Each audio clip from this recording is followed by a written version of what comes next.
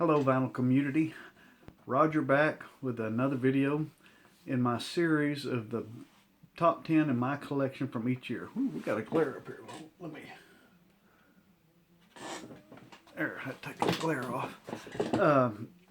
Top 10 of my collection from each year. This year, 1975. This year was a great year for me because this is the year I kind of started buying for myself. I wasn't getting my parents to buy. I'd ask, of course, I was only, 11 years old in 75. So I still, they gave me money to buy, but I was able to pick and choose my own records at this point. And so it was getting to be my selections. And most of these I didn't really start getting till 76 and 77, but these are all from 75. Uh, four of these, I'm sorry, six of these were my introduction to these groups. So I thought that was pretty interesting that 75 introduced me to six albums and groups that I was not really familiar with. Uh, Also, four of them were obtained from 1976 with my hard-earned penny from the RCA Record Club. That's where I got four of these from, were my introduction into the RCA Record Club. And so it's kind of interesting and fun to see these and remember those times. Some of them I didn't really know the group that good, but I had good friends that said, "Hey, you'll like this one. Pick this one." And so I went through and a bunch of them I relied on them. And then I've got an older brother that's 6 years older than me, and he kind of pinpointed, "Yeah, that's a good one. That's a good one." Whatever. And so that's kind of where a bunch of this comes from. The order I've got right now on my paper, I've got my list here, and I've got lines drawn here and there and up and down. And I've realigned these I don't know how many times. My first two are set, and probably my last three are set. And everything in between is any day could be something different. I mean, it could be any order. But anyway, we're going to go with it. Let me know what you think at the end. But we're going to start out with number 10. I'd known this group before, but this was the first one that I had ever owned of this group, and that I really got into the group from. Aerosmith, Toys in the Attic. Loved this record. Good record all the way through.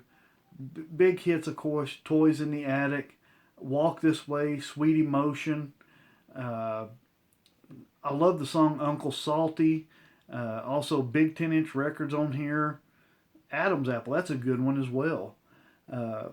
Walk This Way, I had not realized till reading up on this recently, they were kind of hit a dead spot while recording this record and couldn't come up. They kind of had a riff, but they didn't know what to do with it.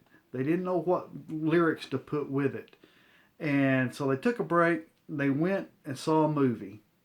The movie was Young Frankenstein. And when they saw the part where Igor and Dr. Frankenstein walked down at the train station, walking down the steps, and Igor says, "Walk this way." And he grabs the cane and says, "No, walk this way." That's where they got it. They laughed their butts off, and from there, that's where the song came into play. So, thanks to Young Frankenstein, which happens to be one of my favorite movies, we get Walk This Way. Great, great record. Number 9. Now, a lot of people will probably disagree with me on this, thinking it should be way up higher, but I'm kind of new to this artist. I know the artist. I've got other records of this artist, but I've never really got into this artist. And that's Bruce Springsteen, Born to Run. I've started getting into this a little bit. Matter of fact, I'm reading the book right now, Born to Run, by Bruce Springsteen, and I'm really enjoying it. This one, of course, has the big hits: Born to Run, 10th Avenue Freeze Out, She's the One, and Jungle Land were good, all good ones. But just, I'm starting to like this more and more. I only picked this record up. I knew a couple of the songs, but I really didn't know the record until, about a year or two ago. I picked this up, and I've really started listening to it and getting more into it. To me, I've never been a big Bruce Springsteen fan, but I do like the record. It's just, if I hear it more and more, I'm sure it will climb my list. But as of uh, right now it's at number 9. But great record, another great record. Number 8. This is one I was introduced to by this record. And this was one of my RCA record club. And I say introduced, I knew, well, I don't know what that was. That's somebody on my phone. RCA record club. And I'd heard the group before, Alice Cooper. I knew a few songs, but not enough to really say I knew Alice Cooper.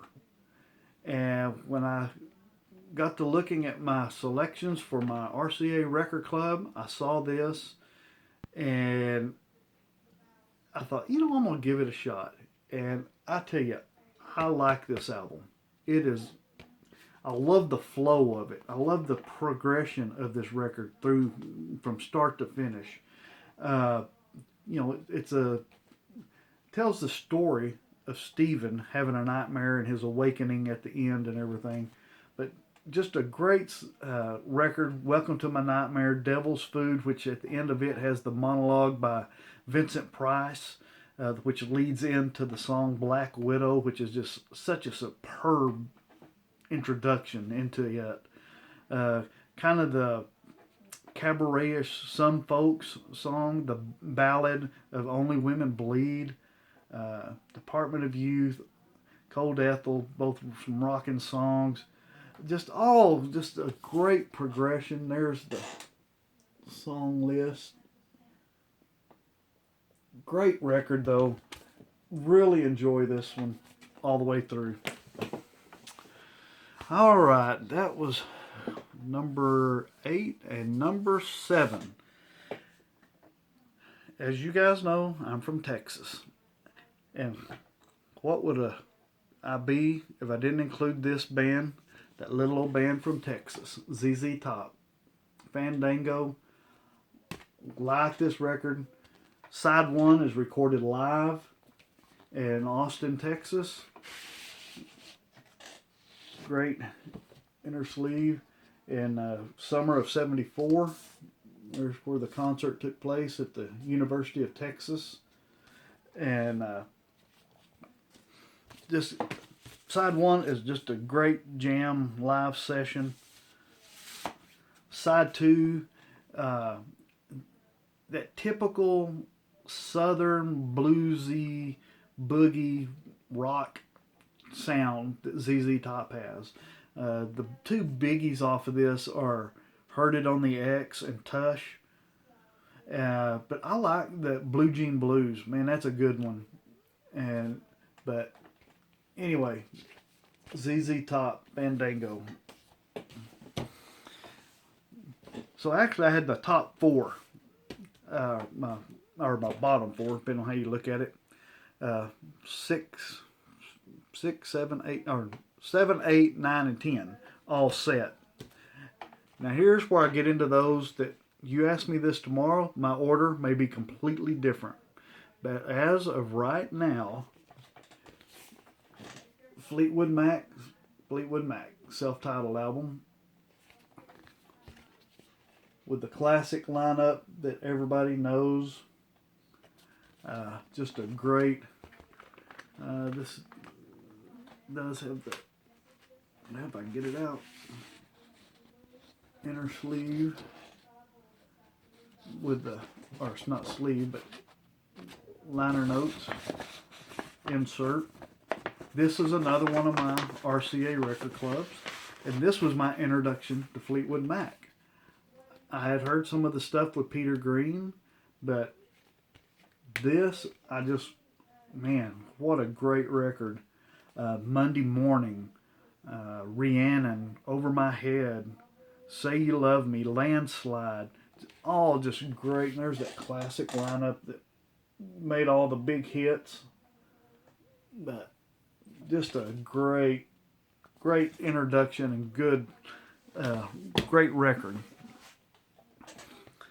Number 5, Queen, A Night at the Opera. I've told this story before, but I came to know Queen. This was my introduction to Queen. I've sent, shortly after that, I started going back trying to find their back catalog and picked up all their previous ones before this. I actually heard Queen at a church camp, of all places. And they were singing, a bunch of the guys were going around and singing Bohemian Rhapsody. And I was like, what is this song you guys keep singing? One of them had an 8-track tape player and an 8-track of this record. And stuck it in, and I listened to it, and I was blown away. I thought, man, what, the operatic voices and everything brought in, the ballad start of it into the hard rock end of it. I mean, it was just all over the place, and I just fell in love with Queen after that. And just, this is my original copy, too. Seen better days, but I keep it. But such great songs on here. Death on Two Legs. Kind of the funky sounding Lazy on a Sunday afternoon. A lot of people don't like it, but I like In Love with My Car. I'm in love with my car. Roger Taylor's contribution to this record. A lot of them thought he was joking when he brought it to them, but man, I kind of like it. It's different. It's got it's got that hard driving rock beat to it, followed by John Deacon's contribution, You're My Best Friend, which was written to his wife. I thought was a great song. I love that song. I sing that to my wife periodically. The Year of 39 is a good storytelling song. Love of My Life, love that song. Good Company, and then of course the classic Bohemian Rhapsody. I mean, everybody knows this. I don't have to explain that, but that's there. That's my number 5. Number 4, you guys knew this was going to be in here. You just didn't know where. Eagles, One of These Nights. I love this record. Got the big hit, One of These Nights. What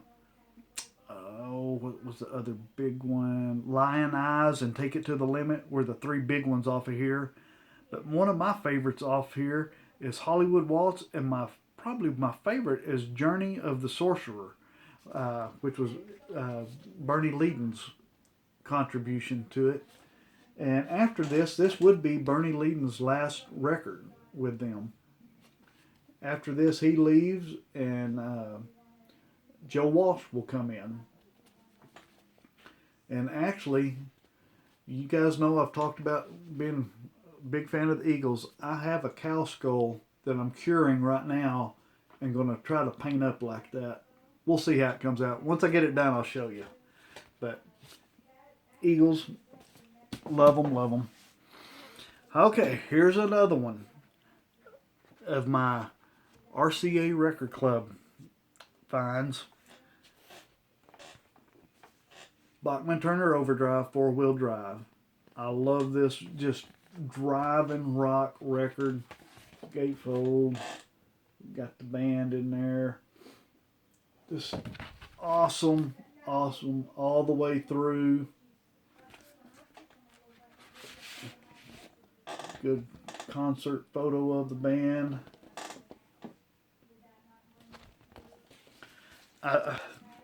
There again, just this whole record, I like it. Four Wheel Drive, I love that record, that song. She's a Devil, all the way through. She's a Devil, Hey You, Flat Broke Love, She's Keeping Time, Quick Change Artist, Lowland Fleeing, Don't Let the Blues Get You Down. I mean, just good, kind of like that ZZ Top, that hard rockin' boogie blues rock. All right, down to 1 and 2. Here again, these next two records, depending on the day it hits me, either one of them could be number one.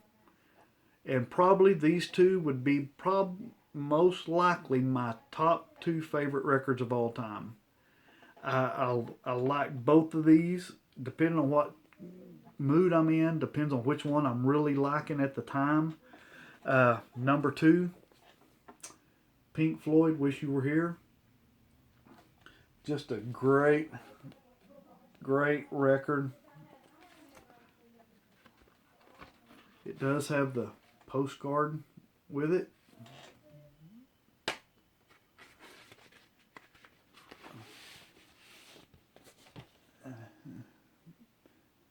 Inner sleeve. But man,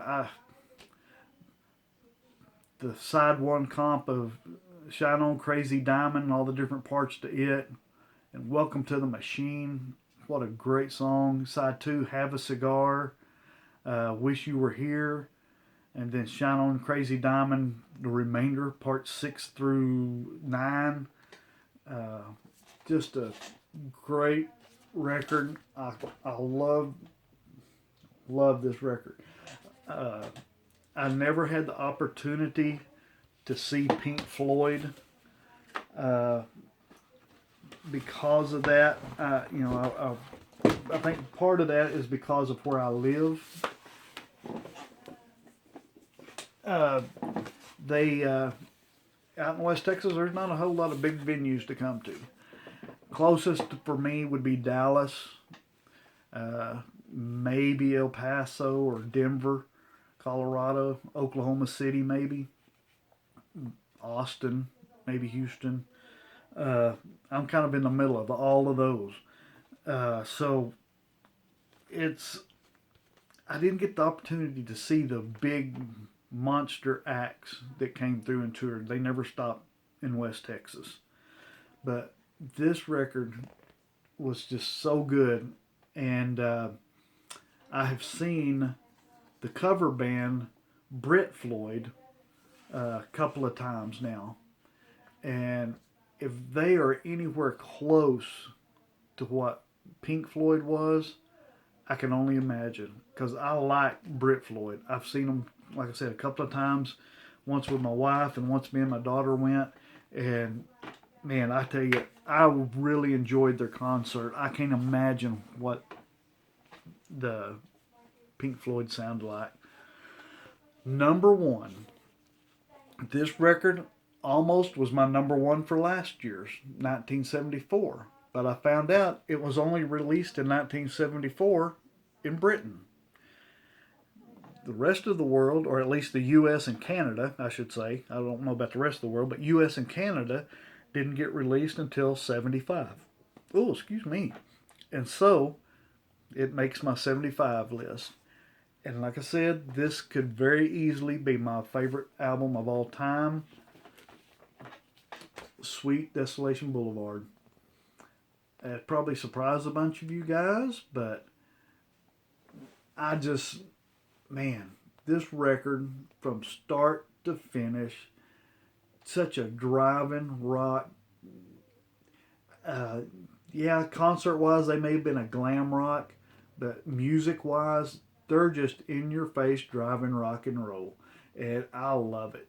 From Ballroom Blitz, The 16s, No You Don't, AC/DC, I Want to Be Committed, Sweet F.A., Fox on the Run, Set Me Free, Into the Night, and Solid Gold Brass. In my opinion, drummer Mick Tucker is much unsung hero of the band. and does not deserve does not get the credit he deserves as a drummer in the rock and roll community. I think he's such an awesome drummer. If you don't think so, put this record on and listen to any song. And man, can he lay some licks down. But sweet Desolation Boulevard, of course, the big hits, Ballroom Blitz and Fox on the Run. But man, I don't know what else to say. It's one of them just grabs you by the neck and says, "Come on for the ride," and I love that. And if you don't know this record, I highly recommend checking it out. You will like it. I'm almost sure. But anyway, that's it. 1975. Let me know your thoughts. I like hearing your responses to these. What did I miss one in there? Like I said before, these are the ones that's in my collection. I know there's other records out there. I just don't have them on vinyl. And this is strictly my vinyl top 10. I'm not including CDs or cassettes or anything like that. So, anyway, give it a shot. Hope you like it. If you do, hit that like button. Hit the subscribe button. Leave me a comment. And until next time, keep them spinning and God bless.